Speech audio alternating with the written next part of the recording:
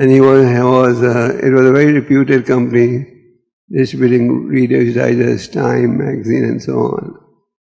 So he was one of our life members, and I had met him on many occasions. So he agreed and had a very big display of Prabhupada's books. We had display in the racks, in the show window, banners, everything. But unfortunately, even after a tremendous display of 1 month, not many books were sold. So when I came and gave Prabhupada that report, and Prabhupada said, "My books are sold due to the enthusiasm of my devotees. And in the bookstore, the people are not enthusiastic."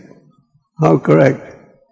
It's enthusiasm is the key to spiritual advancement. Then it was in Bombay, PVT, that they received a letter in 1976, March, from a Russian government agency called Meduna Rodnaga Kriga. It means an agency for importing books. And they wanted a catalog of books printed by the VVT, because they said, we heard that VVT is printing books on world peace. So I got that inquiry, and I took it to Mayapur to show it to Prabhupada. And at that time, Prabhupada was trying to penetrate into the Soviet bloc. So when Prabhupada saw, here's a letter of inquiry from the Russian government agency, he was in ecstasy. So yes, we must send them the report. And then he asked me to go to Soviet Union, which I did in 76 of May. The books were very well received, appreciated, and we got good reviews. And then we took part in a book fair, and subsequent to that we got the Bhakti-Rasa Book Trust, Bombay, got a big certificate from the Russian government promoting our books on peace. So this certificate was obtained in 1977, I believe in July or August. And that time Prabhupada wasn't so well, and he was in Vrindavan. So we took the certificate to him in Vrindavan, and he was so happy. He was showing it to everyone who came to see him.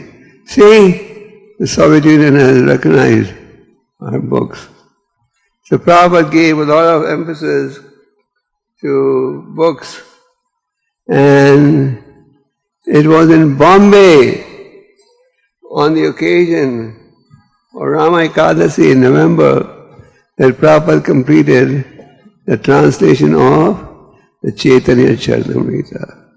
The Chaitanya Charitamrita translation was completed in Bombay, and Prabhupada said, completed on the auspicious day of Rama Ekadasi at the Bhaktivedanta Book Trust, Hare Krishna Land, Juhu, Bombay. So that's a very historical event, and Prabhupada's purport to the Prabhupada writes in the conclusion that about the importance of Vapu and Vani, and he goes on to explain how Vani is more important than Vapu. So Prabhupada one time wanted every building on Hare Krishna land to be a BVT residence, BVT books in different languages. Once I was at Prabhupada in his quarters, and he said, he was reading the Bhagavad Gita. He said, I read my Bhagavad Gita every day myself. So should everyone. So the very wonderful pastimes associated with Prabhupada's books. And Srila Prabhupada, as you know, gave the Juhu temple, was very keen that a beautiful temple be built for the pleasure of the Lordship. So when we were digging for the construction, we found that plaque, and that plaque was considered to be, estimated to be 500 years old. There were two Marathi scholars. I was doing some research this week because I couldn't exactly remember who were the scholars that we brought to Prabhupada. Then yesterday I finally found a document that revealed the two names. One was Mr. Page, who was a speaker of the Maharashtra Legislative Council, and the other one was the president of the Maharashtra Congress. These two people were cultivated by Giriraj Swami and myself, who took us to the Chief Minister, who eventually gave us the NOC for construction. So when we found the plaque, we couldn't figure out how old the script was. So when these two scholars came and met Prabhupada and told him that this means that there was a Ganesh temple at this location 500 years ago, Prabhupada was very happy. He was happy to know that there was a temple over here. You all have seen an ambassador car standing there in front of the guest house. So in 1976, I believe, Pushta Krishna Prabhu Maharaj had come to India with a Mercedes car, all right? Red Mercedes car. And Prabhupada, that Mercedes car was being used by Prabhupada. At that time the rules were that if you brought a Mercedes car in the country, any foreign car, you could only keep it for 6 months, and then the car would have to, am I right? And then the car would have to leave. So every 6 months, the car had to go to Nepal and then come back. So Prabhupada found that very troublesome, and I believe the Mercedes was sold. Then Prabhupada got 3 ambassador cars, 1 car for Bombay, 1 car for Vrindavan, 1 car for Mayapur. I believe the Bombay car has survived. I don't know where the other 2 cars are. We recently got the Bombay car completely furnished, and now you can, it's not there for show, you can even drive in it. So, Prabhupada was very concerned about spiritual, giving spiritual knowledge to everyone. At that time, in 1975, 76, 77, India was not that well off as it is now. The economic situation in India is a lot better now than those days. Those days India was still considered a beggar country. So Prabhupada one day called me at 1 o'clock in the morning and he had written an advertisement on a small piece of paper, and the heading was, "Invitation to everyone in India to come and live with us, like us." The catch was, like us. That meant, so Prabhupada wanted that advertisement to be placed in all the newspapers of India and billboards everywhere, inviting everyone, anyone who doesn't have a place to stay, come and live with us, like us. So I told Prabhupada, how are we going to maintain everyone if they come? Where are the facilities? Prabhupada said, the catch is in the word like us. Like us means come and act like we act, follow the rules.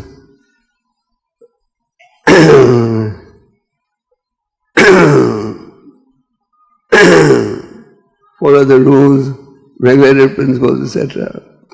Of course, when we took the ad to be placed in the magazines and all, the newspapers were not interested.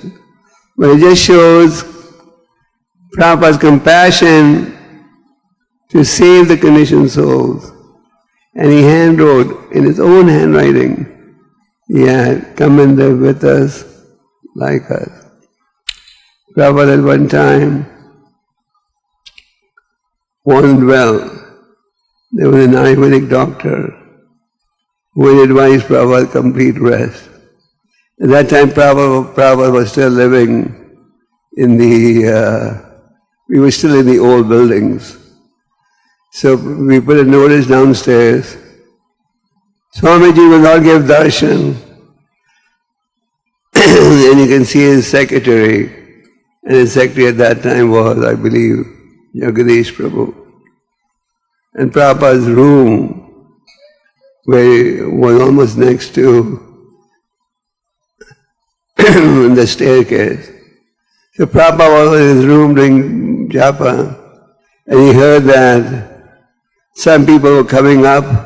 They came up, they wanted to have darshan of the deity of Prabhupada, and they were being returned. So when Prabhupada heard that, he said, "No, let them come in." And he gave darshan. We said, "Please, you should take rest." But Prabhupada continued, "Let them come in." And then Prabhupada let them come in, and then Prabhupada told them to come in, and he went on preaching. In India, the law is still the same. If you have a research-oriented trust, then a society that can get income tax exemption. Then the donor can get income tax exemption. And since 1975, we've been struggling with the government how to get the tax exemption and not change our bylaws and objectives. So the auditors in Bombay told me, "Why don't you have a Vedic Research Institute? If you have a Vedic Research Institute, then you may be entitled to full tax exemption." So I thought this was a good idea. And I went to Prabhupada and said, "We have this problem and this is a proposed solution. Make a Vedic Research Institute." Prabhupada said, "Why research? Vyasadeva has done all the research. We don't need any research." And Prabhupada refused to compromise. So, at that time, this was in 1973, at that time I was in America, but I had come to India in October, and I saw Prabhupada in Akash Ganga. At that time, this movie star, Devanand, had made a hit movie called Hare Rama, Hare Krishna. On the positive side of the movie, the Hare Krishna melody was in the background for the whole movie. But on the negative side, the movie showed that we take drugs and then feel high, then chant. So some people were being influenced positively, some negatively. So when I saw Prabhupada, I said, "This movie is going to give us a bad name, Srila Prabhupada. It shows that we take drugs and then chant Hare Krishna." Prabhupada said, "No, nothing will be lost. People will hear the holy name and benefit." And that's a fact. I recently met a devotee in America, and I asked him, "How did he become a devotee?" He was of Indian origin. So he told me when he was a young kid in Maharashtra, he got exposed to the Hare Krishna mantra through this movie. And he was so attracted to the mantra that since childhood he's been chanting, and now he got initiated in America. So Prabhupada was right that the holy name in all ways is positive. Then in 1978, when we were preparing for the opening, we were discussing wall to invite, and we decided to invite the prominent politicians. One was the Chief Minister of Maharashtra, the other one was a central government minister. This man was very prominent because he had defeated at that time in the Gandhi in an election, and he invited a governor. So the opening was very well attended and very well covered, and 2 or 3 international agencies also covered the opening. One was Mukunda Prabhu and myself had gone at that time to the foreign media in Delhi, and the music magazine, I believe it's dead now, but at that time it was a prominent magazine. They published an article on the Bombay temple opening, From Rags to Riches. They described how Prabhupada went to America with 40 rupees and established this worldwide movement. And the New York Times, the leading paper of the world, they also had a full, nice, positive article of the opening. So Prabhupada put a lot of effort to develop the Hare Krishna land. And the Hare Krishna land has developed due to the efforts of several devotees. And I want to take the opportunity to mention some of the names of devotees who played a big role in the development of the Hare Krishna land, but have departed from the planet. One of them is our beloved godbrother, Śrīla Swami. Bombay was his head office. He lived over here for a long time. He was known as the Jolly Swami. He spoke pretty good Hindi, very enthusiastic preacher. He played a big role in obtaining the Bombay land in the struggle. He was a life membership director. He inspired others how to preach. So we offer our respects to him. Ramananda Prabhu, Ramananda, as you know, was one of the first devotees that joined Prabhupada in ISKCON in New York, served in Kenya for a long time, and he organized the Bombay Pandal. The deities, Radha Bihari, were carried on his lap from Akashganga to here in a taxi. Madhurīsha Prabhu, he was the president of the Bombay temple for some time, very senior American devotee, enthusiastic Kirtan leader for GBC in Australia also. He also played a very big role in the development of the Bombay project. Those were the years when we were struggling. Then Surabi Prabhu, he was the architect of this wonderful project. He was the architect of the Vrindavan temple. He was the architect of the Vrindavan Samadhi, the Prabhupada Pushpa Samadhi in Mayapur. And he played he was an architect. Prabhupada was also a very gifted architecture, because in the development of this design, Prabhupada played a big role in giving Surab the rough sketches and ideas, which Surab, using professional language and experience, finalized it. Narmada Maharaj was our BVT manager and the Bombay president on few occasions. He passed away. Aditya Mataji, she was the secretary of the Bombay temple. She was Gira Swami's secretary, and she lived in Vrindavan, where she passed away recently. Then Sethi Ji, we heard he played a big role in fighting the Gundas and helping Prabhupada in building the rooftops. Deshbandhu Gupta Ji was the chairman of our steering committee. He played a big role in buying the tenants and helping build the heaven and earth, which we describe as phase 2, and many others devotees. So as I said, ISKCON Bombay has developed due to the efforts of several devotees over the years. It's more a team effort. And I want to take this opportunity to thank all the devotees who have come from every corner of the globe to participate in this celebration.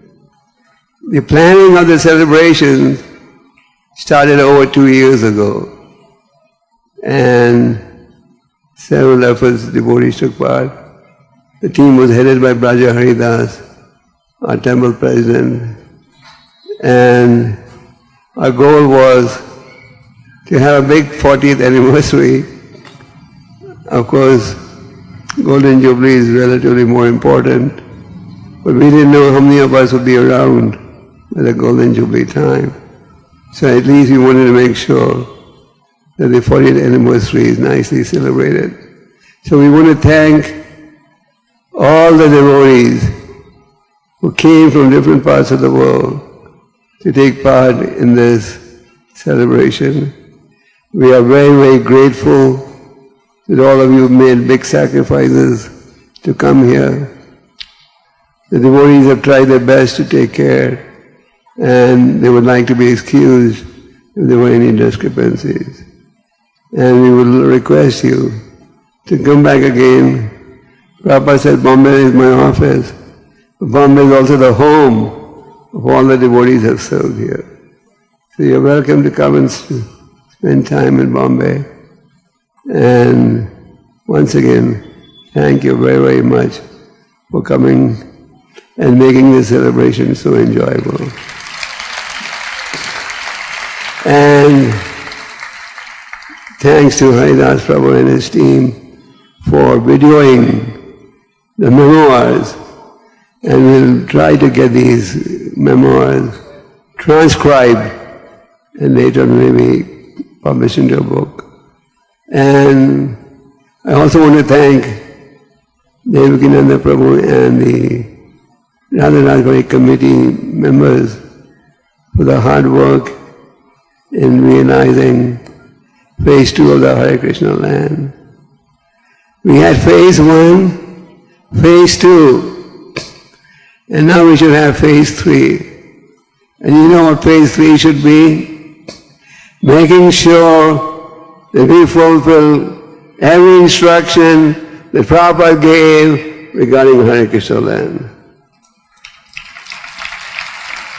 In other words, Prabhupada wanted this to be a spiritual location, and due to Prabhupada's mercy, thousands or 10 to 15,000 people come every day, over 100,000 on weekends. But we need to intensify our preaching so that we can inspire more people to chant Hare Krishna. There were several devotees who took part in the management of the festival. I want to request Braja Hari Prabhu, our temple president, to please come on the stage and read the names of all the devotees who took part in executing executing the arrangement for this festival. One last thing I want to mention. Prabhupada was so attached to the Ras Bihari deities that he would take the Radharajbari deity pictures with him wherever he went.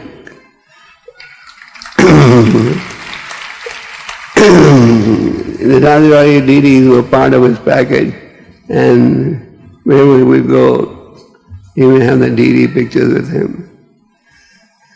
So we are here because of Srila Prabhupada, and as long as we keep Prabhupada in the center, our spiritual lives will be successful.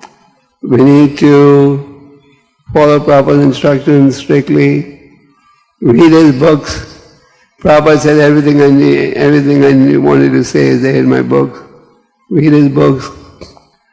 In the Chaitanya Charitamrita purport, which was concluded in the Hare Krishna land translation, Prabhupada talks about Vapu and Vani and explains how Vani is more important than Vapu. So we have Prabhupada's Vani in his books, instructions. We should study them, practice them, and thereby preach the message that Prabhupada gave us. That will please Prabhupada. That will make this real heaven on earth. Hare Krishna.